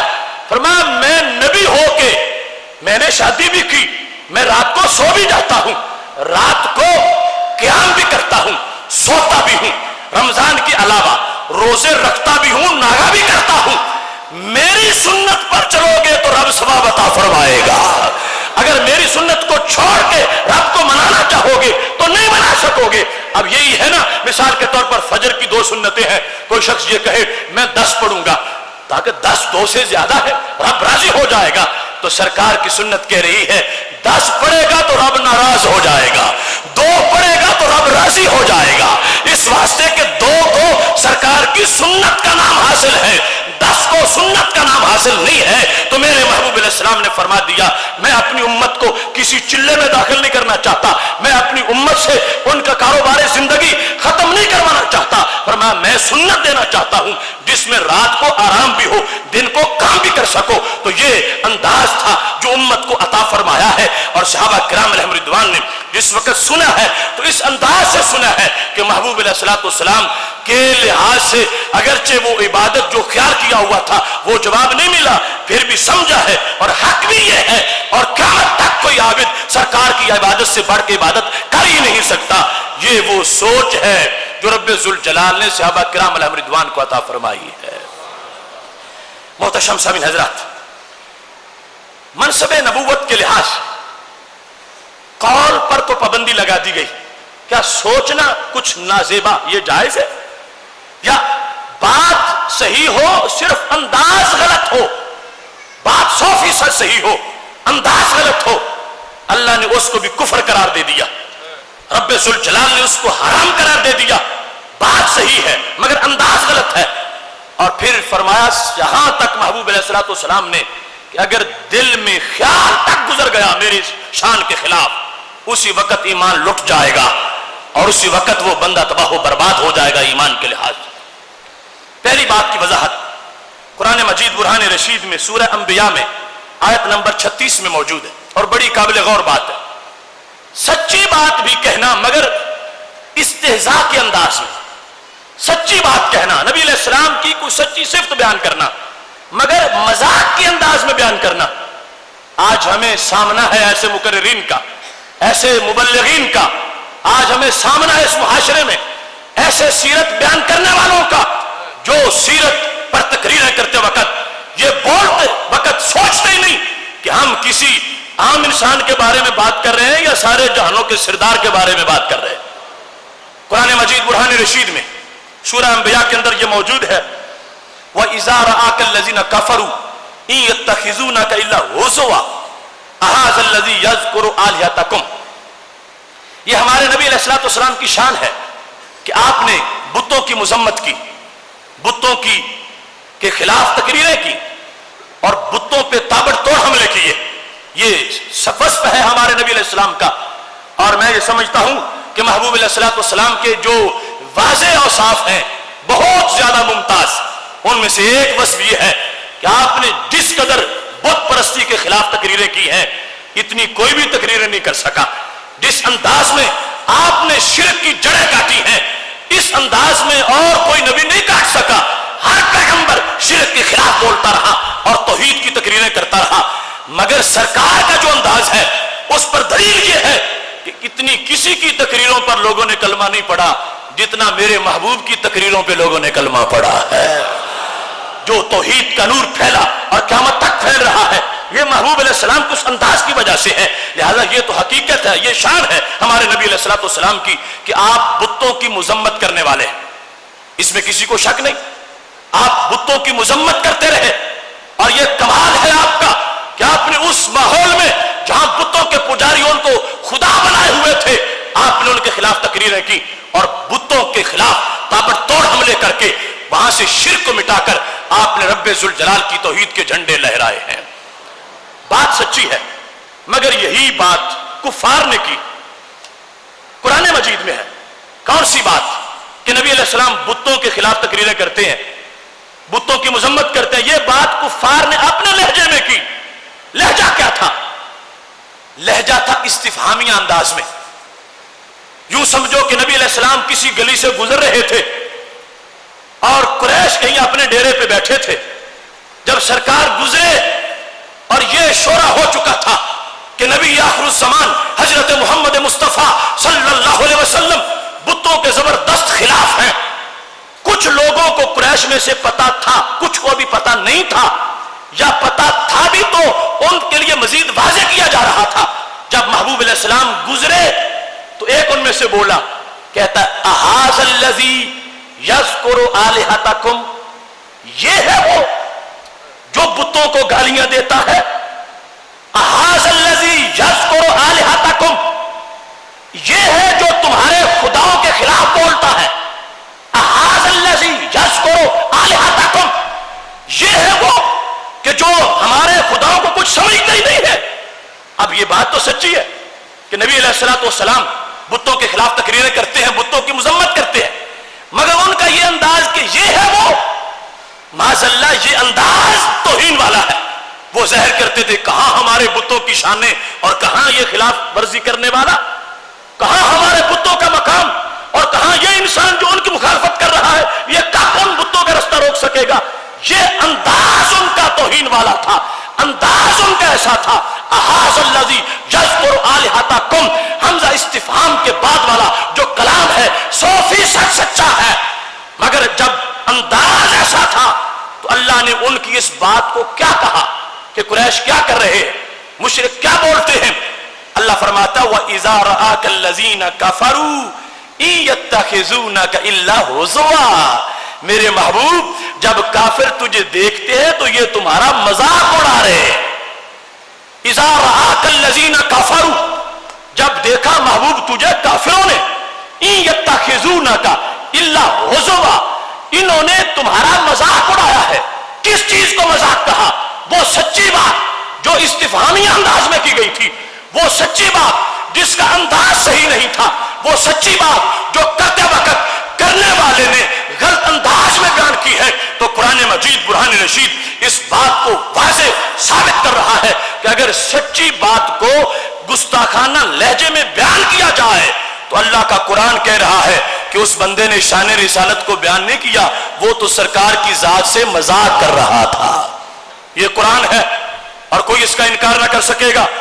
سورہ انبیاء کی آیت نمبر 36 ہے، کس چیز کو حضوا کہا گیا؟ احاذ الذی یذکر آلہتکم، اس کا بیان ہے کہ نبی علیہ الصلوۃ والسلام کو دیکھ کر جب قریش مکہ کے کچھ لوگوں نے یہ کہا یہ ہے وہ جو بتوں کی خلاف ورزی کرتے ہیں، یہ ہے سے جو اس نے انداز بنایا کہ سرکار کو معاذ اللہ چھوٹا ثابت کرنا چاہا، اپنے بتوں کو بڑا ثابت کرنا چاہا، تو اللہ تعالیٰ نے فرمایا محبوب یہ تمہارا مذاق کر رہے ہیں، حضوا ٹھٹھا کر رہے ہیں، انا کفیناک المستہزئین، مگر میرے محبوب گھبرانے کی کوئی بات نہیں، میں ایک ایک بات کا ان سے حساب لینے والا ہوں۔ پتا چلا کہ اتنا نرم مقام ہے شان رسالت، اتنا نازک مسئلہ ہے کہ سچی بات صحیح وصف بھی اگر انداز گستاخانہ آ جائے، تضحیک والا، مذاق والا اور تخفیف والا کہ چھوٹی شان ظاہر کرنا مقصود ہے، اگرچہ وہ بات سچی ہے، انداز برا ہے، تو اللہ نے یہ حکم دے دیا، اللہ کا حکم ہے، اس کو خطبہ نہ کہو، اس کو تقریر نہ کہو، اس کو شریعت کا بیان نہ کہو، یہ کیا حضوا، یہ مذاق ہے جو میرے محبوب علیہ الصلوۃ والسلام کی ذات گرامی کے بارے میں کیا جا رہا ہے۔ اور یہ تو پھر بھی انداز ہے بولنے میں، یہاں تو اتنا پہرا لگایا گیا کہ دل میں میلا خیال آئے گا تو بندہ تباہ و برباد ہو جائے گا، یعنی اس کی ایمان کی حیثیت جاتی رہے گی، کوئی حیثیت اس کی باقی نہ رہے گی۔ اس سلسلہ میں بھی سیاستہ میں حدیث شریف موجود ہے اور بڑی توجہ سے سننے کے لائق ہے، ہر بات جو باحوالہ تمہارے سامنے پیش کر رہا ہوں، اور یہ اس امت کی انشاءاللہ ایک سوغات ثابت ہوگی کہ دور دور تک اس کے اثرات مرتب ہوں گے۔ اب دیکھیے حضرت صفیہ رضی اللہ تعالی عنہا جو ہمارے محبوب صلی اللہ علیہ وسلم کی زوجہ محترمہ، وہ مسجد میں آئیں اور نبی علیہ الصلوۃ والسلام مسجد میں اعتکاف فرما رہے تھے، اعتکاف بیٹھے ہوئے تھے، رات کا وقت تھا، یعنی اندھیرا چھا چکا تھا۔ حضرت صفیہ رضی اللہ تعالی عنہا نبی علیہ الصلوۃ والسلام کو کھانا دینے یا کسی کام کے لیے آئیں، تو گھر تو ساتھ تھا ازواج مطہرات کا۔ جب حضرت صفیہ رخصت ہونے لگی تو مسجد کی حد کے اندر ہی نبی علیہ السلام ان کو رخصت کرنے کے لیے تشریف لے گئے، اور مسجد کے اندر صحن میں کھڑے تھے حضرت صفیہ رضی اللہ تعالی عنہا کے پاس کہ دو انصاری صحابہ کا گزر ہوا۔ جب وہ وہاں سے گزرے نبی علیہ السلام نے دیکھ لیا کہ ان دو نے مجھے دیکھا ہے کہ میں ایک عورت کے پاس کھڑا ہوں، تو میرے محبوب علیہ الصلوۃ والسلام نے فرمایا الا رسلکما، ٹھہر جاؤ، الا رسلکما، یعنی وہ گزر رہے تھے نا، نظر پڑ گئی ان کی اور آگے گزر رہے تھے، نبی علیہ السلام نے فرمایا یہی ٹھہر جاؤ، انما ہی صفیہ، یہ تمہاری امی حضرت صفیہ ہے۔ خود وضاحت کرنا چاہیے، انما ہی صفیہ، یہ صفیہ ہے۔ اب دیکھو جس وقت محبوب علیہ الصلوۃ والسلام نے یہ فرمایا یہ صفیہ ہے، چونکہ اندھیرا تھا نا، یا پھر ویسے بھی دن ہوتا تو پردے کی وجہ سے، لیکن یہ حدیث کے الفاظ موجود ہیں، اندھیرا تھا، اتنا پتہ چل رہا تھا کوئی عورت ہے، تو محبوب علیہ الصلوۃ والسلام نے خود جواب دینا چاہا، فرمایا ٹھہرو یہ حضرت صفیہ ہے رضی اللہ تعالی عنہا۔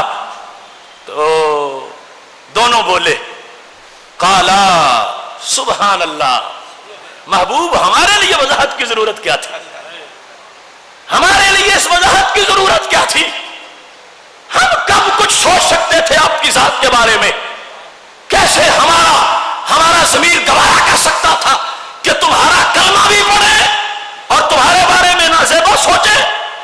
سبحان اللہ، اللہ ہر عیب سے پاک ہے، یہ ہے شان نبوت اور مقام رسالت جہاں پر سن کے سبحان اللہ کہا جاتا ہے۔ انما ہی صفیہ، یہ صفیہ ہے، سرکار نے فرمایا، اور دونوں صحابہ نے کہا سبحان اللہ۔ تعجب سے محبوب ہمارے لیے وضاحت کی ضرورت نہ تھی، ہم تو جاننے والے ہیں، ہم تو ماننے والے ہیں، ہم تو سوچ نہیں سکتے تھے کہ کوئی اور عورت ہو اور سرکار اس کے پاس کھڑے ہو، ہم یہ خیال ہی نہیں کر سکتے تھے۔ تو میرے محبوب علیہ الصلوۃ والسلام نے چونکہ نگاہ دیکھنے والی تھی، اور مجھے کہنا پڑتا ہے اور ذوق سے کہتا ہوں، تیری نظر خارزار شب میں گلاب تحریر کر چکی تھی، اجاڑ نیندوں کے خواب میں انقلاب تحریر کر چکی تھی، میرے ذہن کے فلک پر جو سوال چمکے تو میں نے دیکھا، تیرے زمانے کی خاک ان کے جواب تحریر کر چکی تھی۔ مطلب یہ تھا ٹھیک ہے تم ٹھیک ہو، مجھے قیامت تک منبروں پہ بیٹھے ہوئے کچھ ملا نظر آ رہے ہیں، اور مجھے قیامت تک گلیوں کے تھڑوں پر بیٹھے ہوئے کچھ مستندے نظر آ رہے ہیں جو شان نبوت کے بارے میں بولتے وقت جن کو حیا نہیں آئے گی۔ میں وضاحت اس لیے کر دینا چاہتا ہوں تاکہ اس سے وہ سبق سیکھیں۔ اس سے صحابہ تم میں خطرہ نہیں، خطرہ ان میں ہے جو نہیں دیکھ سکیں گے اور پھر باتیں ایسی کریں گے۔ فرمانے لگے میرے محبوب علیہ الصلوۃ والسلام ان الشیطان یجری من ابن آدم مجرى الدم، اے شیطان بڑا خبیث ہے، یہ وہاں جاتا ہے جہاں جہاں خون جاتا ہے۔ انسان کے اندر اتنا سرایت کر جاتا ہے شیطان۔ مجرى الدم جو وین ہے خون کی، خون میں شیطان جاتا ہے اور پورے بدن میں چکر لگاتا ہے اور انسان کے اندر بڑی گندگی ڈال دیتا ہے۔ تم سچے ہو مگر قیامت تک کے خطرے بھی تو سامنے ہیں، وہاں جو بے حیا سوچ ہوگی اسے بھی تو سمجھانا مقصود ہے۔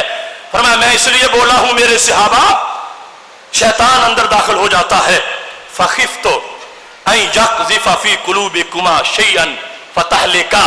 اب مخاطب تو وہی ہے، بات ان کو سمجھاتی ہے۔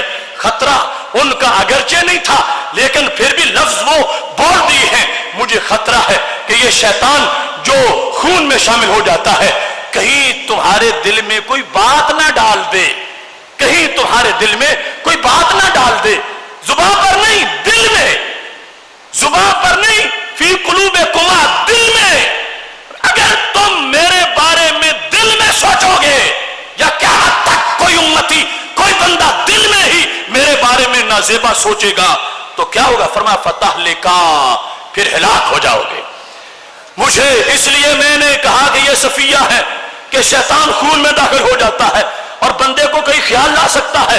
اگر میرے بارے میں تمہیں خیال آ گیا نازیبا خیال، فتح لکا، دونوں ہلاک ہو جاؤ گے، تمہارا ایمان سلامت نہیں رہے گا۔ اور قیامت تک کے لوگوں کو سمجھانا مقصود تھا ان، کیونکہ وہ تو ہے نا سہارا جن سے بات ہو کے ہم تک پہنچتی ہے، صحابہ پل ہیں جن سے شریعت آگے گزر کے آ رہی ہے، اس واسطے خطاب ان کو کیا، ان کے دماغ بڑے پاک ہیں، ان سے ہو کے بات ہم تک پہنچنے والی تھی، اس واسطے کہا اگر شیطان کی وجہ سے ایسا خیال آ گیا تو پھر یہ نہیں انتظار ہوگا کہ زبان سے بولتے ہو یا نہیں بولتے، جو ہی دل میں آتا جائے گا ہلاکت آتی جائے گی، ایمان لٹ جائے گا، عقیدہ مٹ جائے گا، عظمت ختم ہو جائے گی۔ تو یہ مقام ہے، یہ شان ہے، شان رسالت، یہ شان رسالت ہے۔ ذرا ہوش سے بول، یہ ہم نے بعد والا جملہ بولا ہے، یہاں یہ بھی ہوگا، یہ شان رسالت ہے، ذرا ہوش سے سوچ۔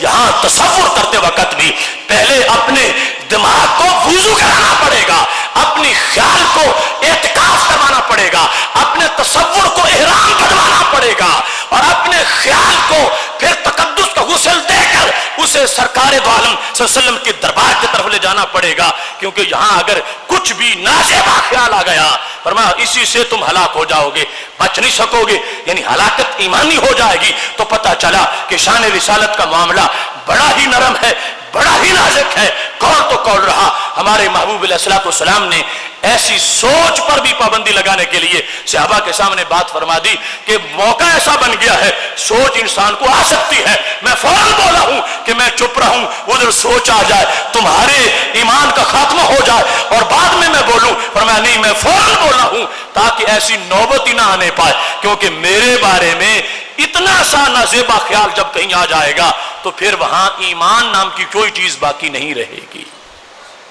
محتشم سامعین حضرات، شان رسالت کا یہ مسئلہ بڑا اہم مسئلہ ہے اور بڑا عظیم مسئلہ ہے۔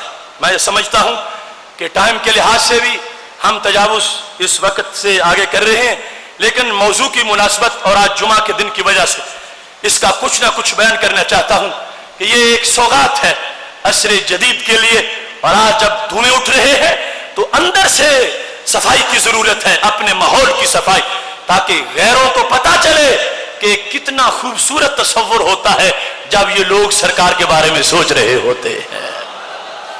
محتشم سامعین حضرات، کچھ لوگوں نے کچھ الفاظ کو آڑ بنا لیا ہے اور اس آڑ میں گستاخیاں کرتے ہیں۔ مثال کے طور پر رسول اللہ صلی اللہ علیہ وسلم کا توبہ کرنا، سرکار دو عالم وسلم کا استغفار کرنا، اس کو کچھ لوگوں نے آڑ بنا لیا کہ جب سرکار استغفرو کہتے ہیں کہ میں مغفرت چاہتا ہوں تو کوئی گناہ کیا ہوگا پھر ہی چاہ رہے معاذ اللہ۔ کوئی کہتا ہے کہ رسول اللہ صلی اللہ علیہ وسلم نماز پڑھا رہے تھے، یہ ہے نا کہ کچھ صورتیں علم کی ایسی ہوتی ہیں کہ اس علم سے بندہ جاہل اچھا ہوتا۔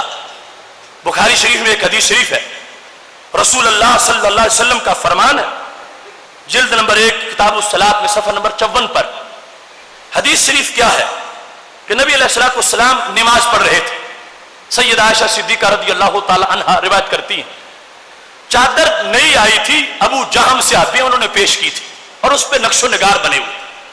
جب نبی علیہ الصلوۃ والسلام نے وہ چادر اپنے اوپر اوڑھی، نماز پڑھی، تو نماز جس وقت سلام پھیرا فرمایا اذهبوا بقمیصی هذه الى ابی جہم واتونی بجانبیہ، یہ چادر ابو جہم کو جا کے دے آؤ اور میری چادر جو ہے نا امبجانیہ، امبجان شہر کی بنی ہوئی، مطلب سادہ چادر جس پر کوئی نقش و نگار نہیں ہے، وہ لے آؤ۔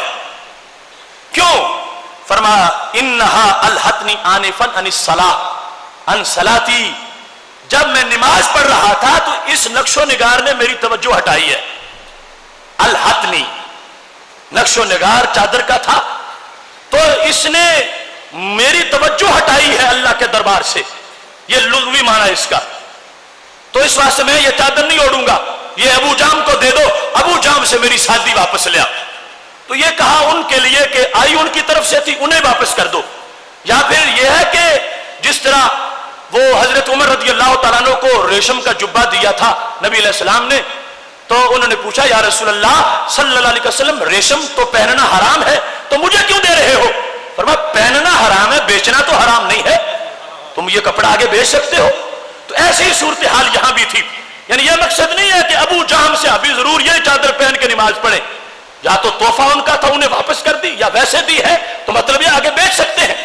بہرحال فرمایا میں تو اپنی سادی چادر پہنوں گا، کیوں؟ اس نے نماز میں خلل پیدا کیا ہے۔ اب ایک ہے یہاں پر ایک عام سی سوچ، وہ یہ دیکھو اللہ کے نبی نماز پڑھتے پڑھتے چادر کے نقش و نگار پر رکاوٹ آ گئی درمیان میں، وہ چادر کا نقش و نگار، ہم تو پڑھ لیتے ہیں چادر اوپر ہوتی ہے کچھ بھی نہیں ہوتا، اب تو چادر کیا مسجد میں بھی نقش و نگار ہوتا ہے، نیچے مصلی پر بھی نقش و نگار ہوتا ہے، ہر طرف نقش و نگار ہوتا۔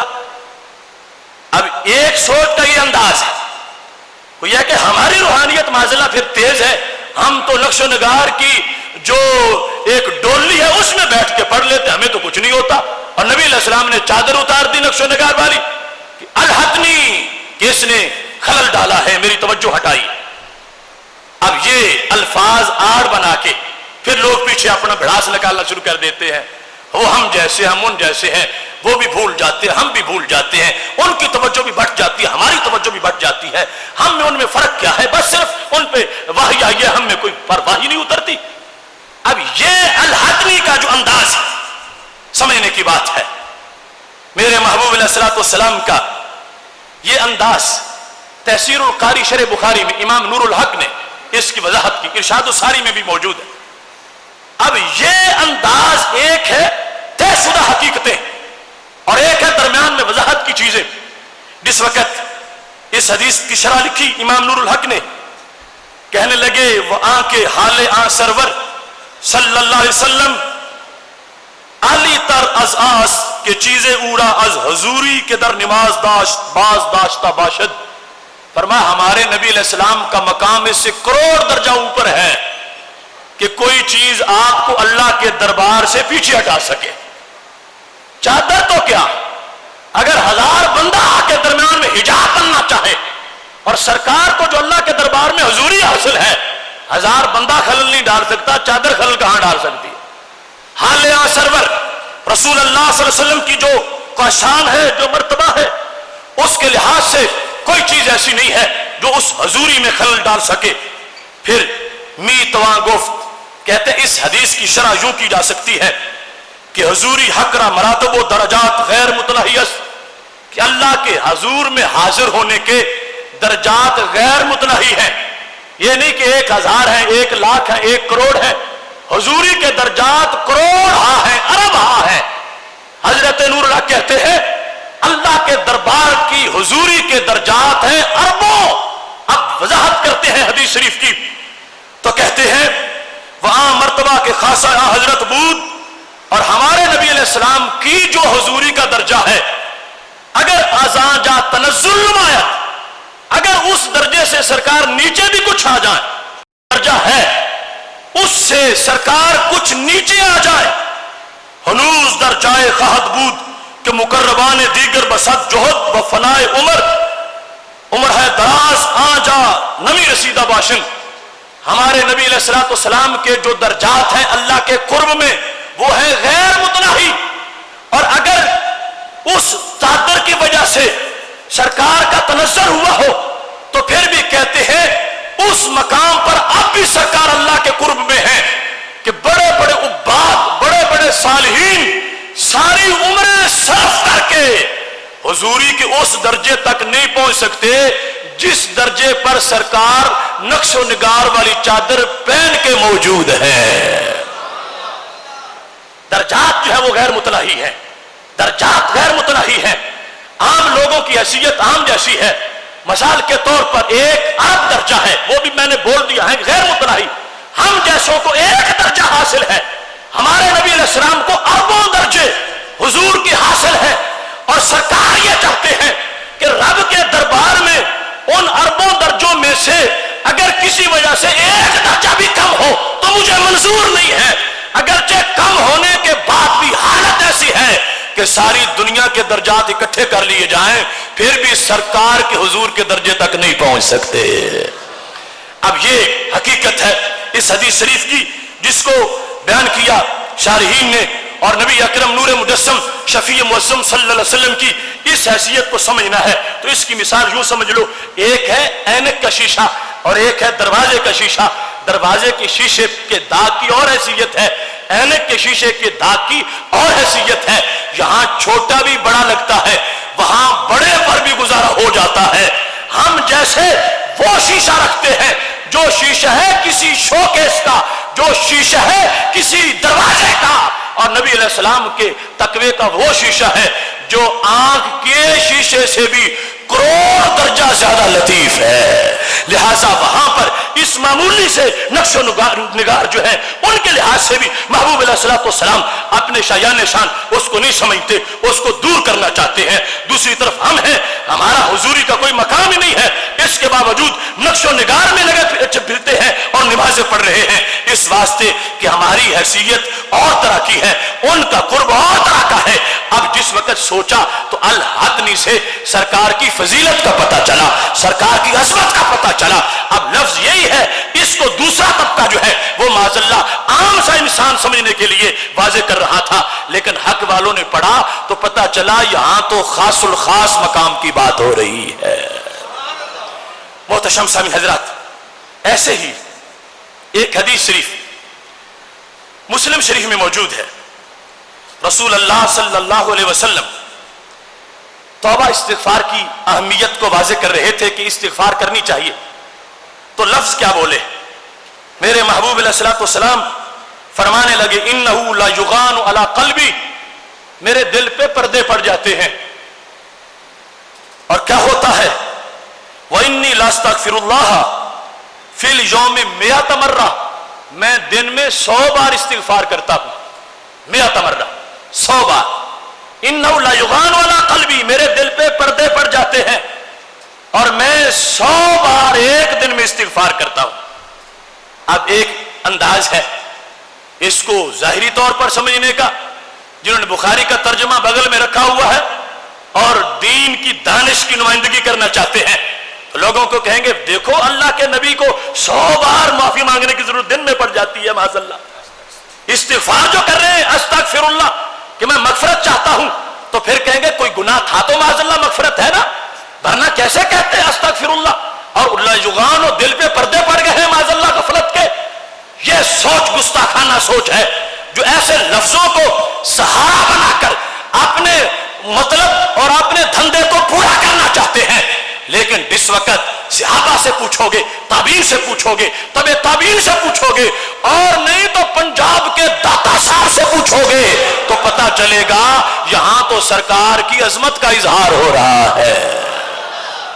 دیکھو نا آج کالجوں میں، یونیورسٹیوں میں ڈیڑھ آنے کے پروفیسر اور ڈاکٹر ایسی باتیں اٹھائے پھرتے ہیں اور غلو کرتے معاذ اللہ ادھار کھائے بیٹھے ہیں، ان کو پتہ نہیں منصب نبوت ہے کیا اور ہم بول کس کے بارے میں رہے ہیں۔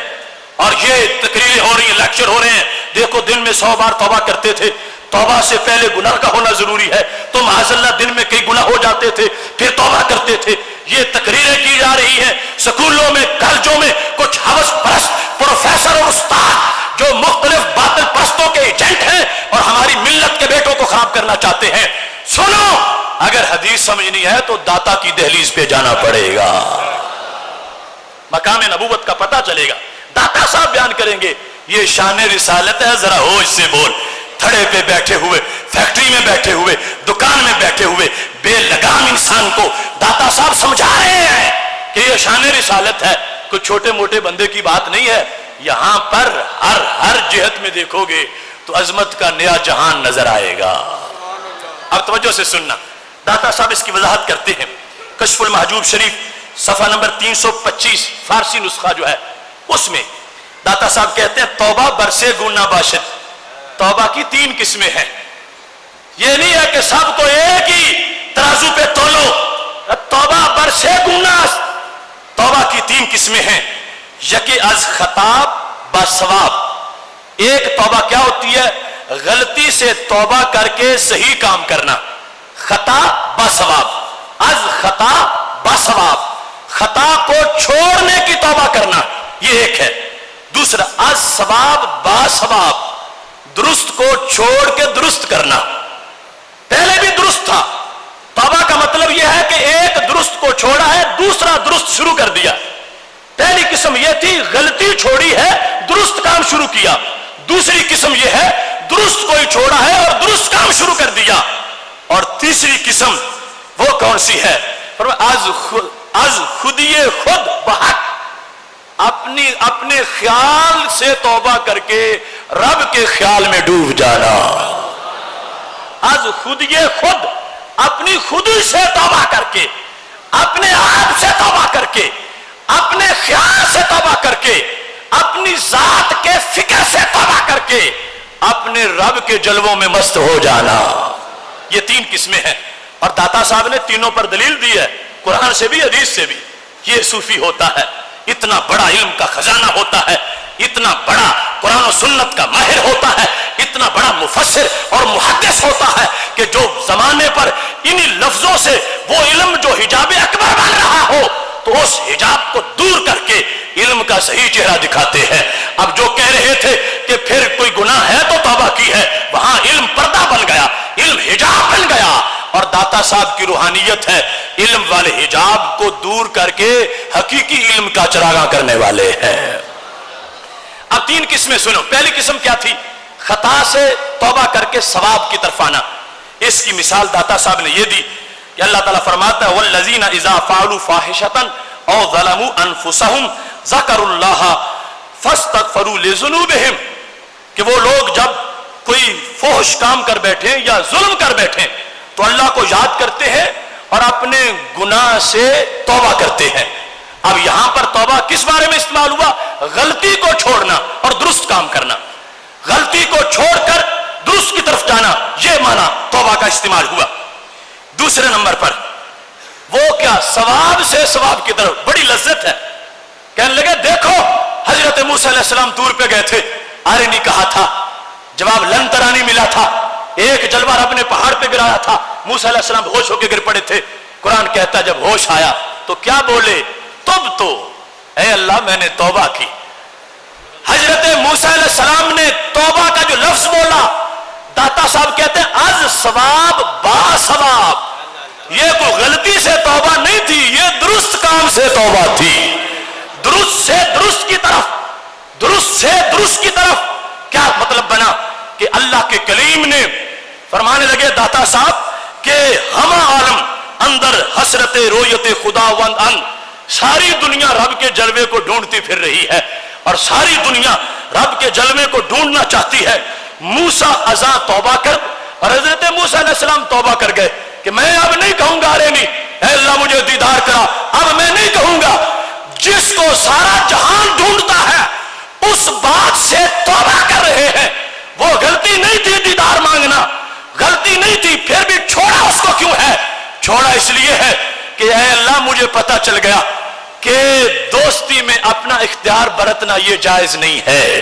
جب تو نے مجھے اپنا بنایا ہے تو مجھے چاہیے تھا باقی ہر کام جو تیری مرضی پہ چھوڑا ہے تو دیدار والا کام بھی تیری مرضی پہ چھوڑ دوں. مرضی ہے دیدار کرا, مرضی ہے دیدار نہ کرا. تو جو پہلی حالت تھی کہ میں نے دیدار مانگا تھا اس سے طائب ہو گیا ہوں, اب کبھی بھی دیدار نہیں مانگوں گا. یہ تیری مرضی ہے, تو کب اپنا دیدار کرائے گا. تو قرآن میں توبہ کا لفظ تو آ گیا, تو مگر غلطی سے توبہ نہیں, ثواب سے درست سے توبہ ہے. ایک درست سے دوسرے درست کام کی طرف جانے کا کہ دیدار مانگا تھا اب نہیں مانگوں گا, یہ بھی توبہ ہے. داتا صاحب کہتے ہیں اب دیکھ لو گناہ کوئی نہیں, توبہ کا لفظ موجود ہے. لیکن ہمارے نبی علیہ السلام کا مرتبہ اس سے بھی آگے ہے. داتا صاحب نے جب تیسری قسم بیان کی نا تو اس میں یہ حدیث مثال کے طور پر پیش کی. تیسری قسم وہ توبہ کیا ہے؟ از خود بحق اپنے آپ سے توبہ کر کے رب کے خیال میں ڈوبتے رہنا. یہ تیسری توبہ ہے اور یہ دوسری سے بھی بڑا مرتبہ ہے. تو مطلب کیا بنے گا؟ انہ لا یغان علی قلبی, میرے رب امت کی بھی سوچتا ہوں اور اس وقت پھر تیری طرف خیال نہیں ہوتا. امت کا سوچ تیرے حکم سے ہے مگر ہے تو مخلوق کی سوچ. امت کی بہتری سوچتا ہوں, امت کے مسائل سنتا ہوں, امت کو جواب دیتا ہوں, امت کے مستقبل کے لیے پلاننگ کرتا ہوں, امت کی قیامت تک کی مشکلیں حل کرنے کے لیے سوچتا ہوں. تو میرے رب یہ ہے وہ پردہ کہ جب خیال امت کی طرف چلا جاتا ہے تو میں 100 مرتبہ استغفار کرتا ہوں کہ جب اپنے خیال میں امت کے خیال میں ہوتا ہوں پھر اس کو ترک کر کے اللہ کے خیال میں چلا جاتا ہوں. فرمایا پہلے نہ کوئی گناہ ہے, نہ صغیرہ ہے, نہ کبیرہ ہے, نہ کوئی بھول ہے, نہ کوئی چوک ہے, نہ کوئی چھوٹی موٹی خطا ہے. فرمایا پہلے بھی بڑا مرتبہ تھا جو رب نے امت کی فکر عطا فرمائی ہے, پھر اس کو 100 بار چھوڑ کے اللہ کے دربار میں 100 بار داخل ہو جاتا ہوں. حضرت داتا صاحب رحمت اللہ علیہ اس کی وضاحت کرتے ہوئے اتنے خوبصورت انداز میں کہتے ہیں محال باشد کے خواص از معصیت توبہ کنن. کہنے لگے یہ محال ہے کہ اللہ کے خاص بندے گناہ سے توبہ کر رہے ہو. وہاں گناہ نہیں ہے, وہاں ایک ثواب سے دوسرے ثواب کی طرف یا پھر اپنی خودی سے حق کی طرف وہ توبہ ہے. اور اس انداز میں حضرت داتا صاحب کا یہ جملہ بڑا ہی قابل غور ہے. کہنے لگے چنانکہ مقامات مصطفیٰ علیہ السلام ہر در بر ترقی بود. یہ سنو جملہ, بلا وجہ نہیں دنیا داتا داتا کرتی. وہ جنہوں نے سجدوں کے بیج بوئے تھے خاک پنجاب میں اور آج یہ گلشن میں بہار آئی ہے. اس داتا علی حجویری کی تعلیمات سنت اور قرآن کے لیے کو سمجھنے کے لیے کتنی ضروری ہے. داتا صاحب کہنے لگے یہ جو 100 بار یا 70 بار کا لفظ آ گیا حدیث میں کہ میں استغفار کرتا ہوں, فرمایا ظالموں یہ نہ سمجھنا کہ کوئی کبیرہ گناہ تھا یا کوئی صغیرہ گناہ تھا یا کوئی چھوٹا گناہ تھا یا کوئی بڑا گناہ تھا. فرمایا توبہ گناہ سے نہیں کی جا رہی, توبہ جو ہے وہ جو امت کا خیال تھا پہلے اس سے فارغ ہو کر اللہ کے دربار کی طرف متوجہ ہونے کو کہا جا رہا ہے. اور پھر اس کی وضاحت کرتے ہوئے کہتے ہیں چنانکہ مقامات مصطفیٰ علیہ السلام ہر دم بر ترقی بود, کہ ہمارے نبی علیہ السلام کے مقامات ہر وقت ترقی پر تھے.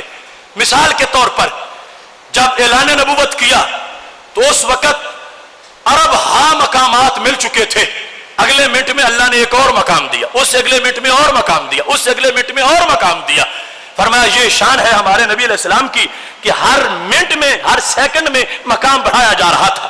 پھر چوبہ مقام برتر می رسید, جب مزید اونچے مقام پر چلے جاتے، بطور مثال ایک ارب درجہ مل چکا تھا، اور اس کے بعد جب ایک زد ہوا تو پھر فروتر استغفار می کرد، از مقام فروتر استغفار می کرد، وہ اوپر والے درجے پہ پہنچے تو پہلے درجے سے استغفار کرنے لگے، جو پہلے مقام تھا اس سے استغفار کرنے لگے۔ وازدید کی عام مقام توبہ بجامی ابرد، یہ انداز ہے حضرت داتا گنج بخش اجمیری رحمت اللہ علیہ کا کہ اس حدیث کو آڑ بنا کے کوئی اپنے پیغمبر علیہ السلام کے ذمہ گناہ نہ تھوپتا پھرے اور ان کی طرف منسوب نہ کرے گناہوں کو۔ فرمایا گناہ نام کی چیز نہیں، وہاں تو ابھی کلیم کا مقام ہے، گناہ تو وہاں ہی ختم ہو گئے ہیں، وہاں بھی ثواب سے ثواب کی طرف توبہ ہے، اور یہ تو اس سے اگلا مقام ہے۔ اللہ بلند مقام دیتا ہے، جب مزید بڑے درجے پہ پہنچ جاتے ہیں تو اپنے پہلے چھوٹا جو درجہ تھا اس سے توبہ کرتے ہوئے بڑے درجے کا سفر شروع فرما دیتے ہیں۔ محتشم سامعین حضرات، یہ غلط فہمیوں کا جو انداز ہو سکتا تھا کچھ لوگوں کے لیے، ہم نے بطور مثال 2 احادیث اس سلسلہ میں بھی ذکر کر دی۔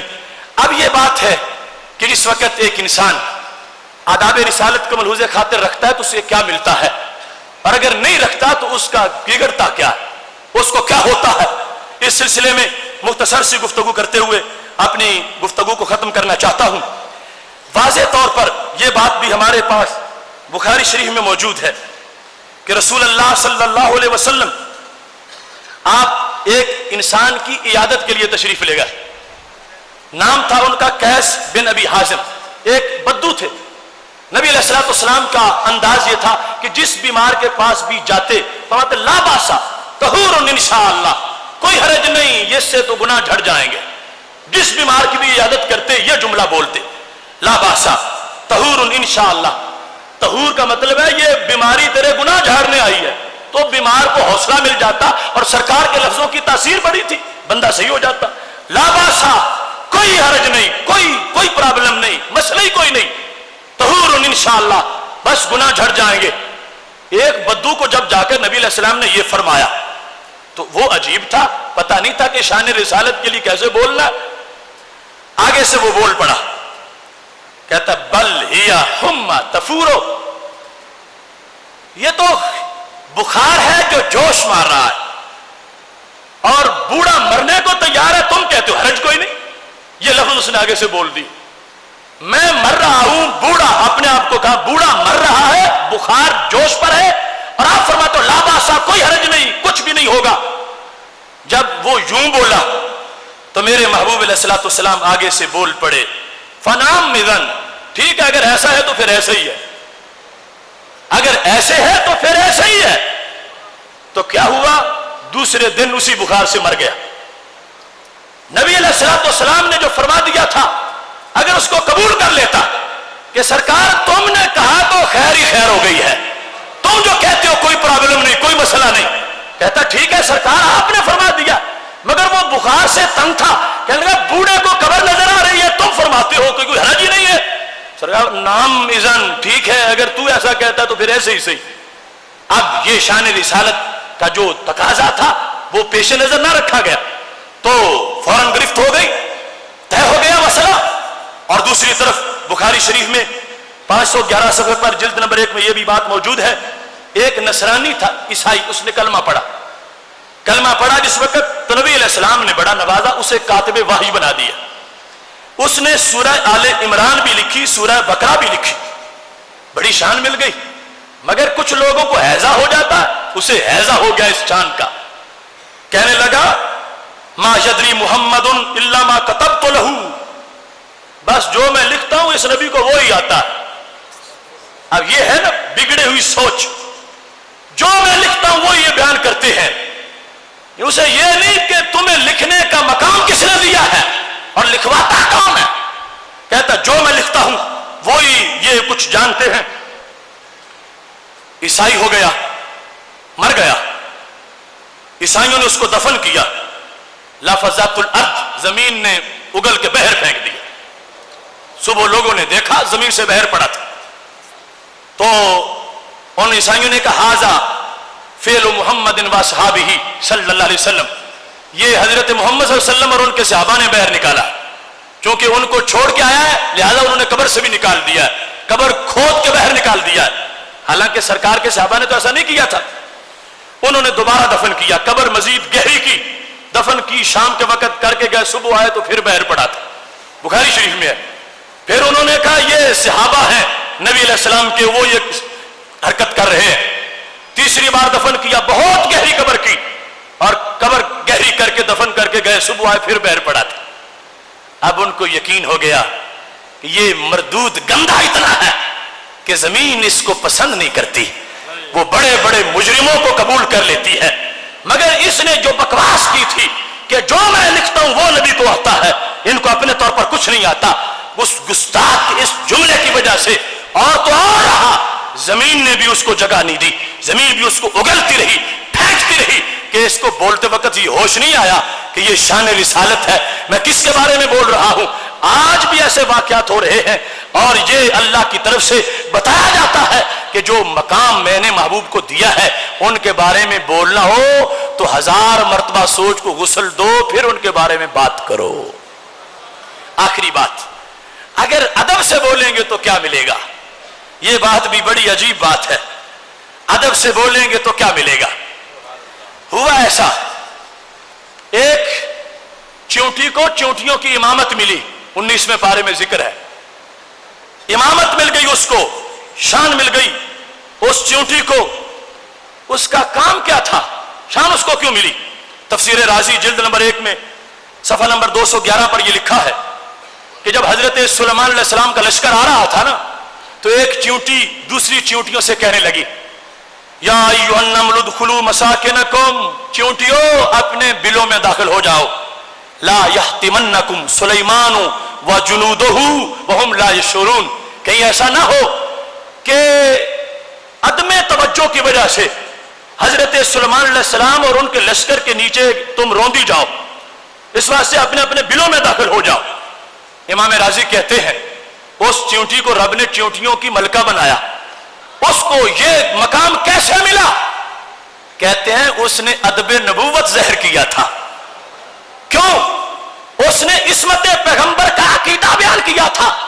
وہم لا یشعرون، کہنے لگی کہ چونٹیوں ویسے نہیں ہو سکتا کہ سلیمان جانتے ہوئے تم پہ قدم رکھیں، نہیں رکھیں گے، ہاں بے خبری میں، چونکہ فاصلہ ہے، لشکر ہے، ہو سکتا ہے توجہ نہ ہو تو تم ان کے قدموں کے نیچے آ جاؤ، ویسے وہ یوں نہیں کرنے والے۔ انہوں نے اپنی سوچ کا اس چونٹی نے اظہار کیا کہ اللہ کا نبی گناہگار نہیں ہوتا اور اللہ کا نبی ظالم نہیں ہوتا۔ رب ذوالجلال نے چونٹی کی ستھری سوچ کو دیکھ کر اسے چونٹیوں کی سردار بنا دیا۔ امام راضی رحمۃ اللہ علیہ نے اس کی پوری تفصیل کی ہے اور بڑا تفصیل سے اس کو لکھا ہے۔ اور پھر دیکھیے، جس وقت حضرت موسیٰ علیہ السلام کا اور جادوگروں کا آپس میں مقابلہ ہو رہا تھا، مقابلے پر تو آ ہی گئے تھے، مگر جادوگروں کو کلمہ نصیب ہو گیا، سارے ہی کلمہ پڑھ گئے، سبب اس کا کیا بنا؟ تو یہاں پر بھی صوفیاء کا قول ہے، اور وہ بھی امام راضی نے تفسیر کبیر میں لکھا ہے۔ سبب یہ بن گیا تھا کہ جب آپس میں آمنے سامنے آئے حضرت موسیٰ علیہ السلام اور جادوگر، اور مجمع لگا تھا، لاکھوں لوگ تھے، تو آپس میں جب ڈائلاگ شروع ہوا تو ایک نیکی ہو گئی جادوگروں سے، ادب ہو گیا نبی کا، اللہ کے نبی کا ادب تھوڑا سا کر بیٹھے، وہ اس ادب نے ان کا بیڑا پار کر دیا۔ حالانکہ بڑے بدبخت تھے، مجرم تھے، جادو تھے، اللہ کے دشمن فرعون کے مہمان تھے، اس کو حق ثابت کرنا چاہتے تھے، مگر بولتے وقت شان نبوت کا تھوڑا سا لحاظ کیا، کچھ ادب کر بیٹھے، اللہ نے ان کے دل کے کنویں کو بھی صاف فرما دیا۔